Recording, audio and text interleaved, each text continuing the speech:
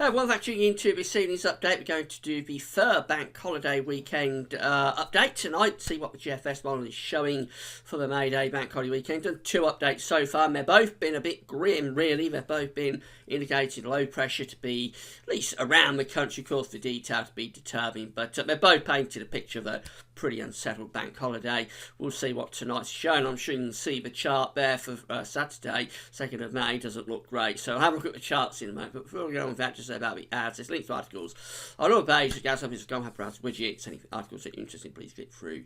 Then go and read those articles. There's also video ads. They open out within the content and close back up again when you've watched them. Thanks very much for doing that. So here we go then for Saturday the 2nd of May. Low pressure sitting just west of the country, bringing in these pretty strong westerly to southwesterly winds. That's a deep area of low pressure, by the way, 965 millibars. That's sort of shades of autumn, really.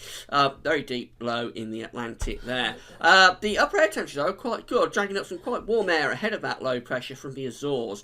But that's just fueling the rain, so there's a lot of heavy rain coming in across the country on Saturday the 2nd of May, and the temperatures are pretty good, around the mid to upper teens, so no problems there. It's just generally quite a wet and windy day. As we go through to Sunday the 3rd of May, the low pressure to the northwest of Scotland, very much the driving influence of the weather there. Tightly packed ice pass again around that low pressure, so it will be windy, and there'll be showers. Cooler air coming in as well from a more northerly point in the Atlantic. The persistent rain is clearing away, but we're bringing in number of heavy showers, particularly to the north and west, and temperatures have taken a tumble as well. That's day 10, so it's just beginning to come into this sort of semi-reliable time frame now of the GFS model. We can begin to start thinking a little bit about looking at the detail.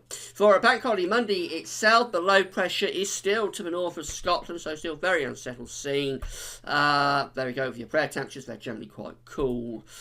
And there's rain coming through the country, not surprised with a deep low pressure to the north of Scotland. It would be mainly the north and west at risk of the rain. The south and southeast may get away okay. But the temperatures are nothing to write home about, just into the low to mid-teens at best. So it's the third update that we've done, and we've definitely got a trend, haven't we? It's unsettled, been unsettled on the first two.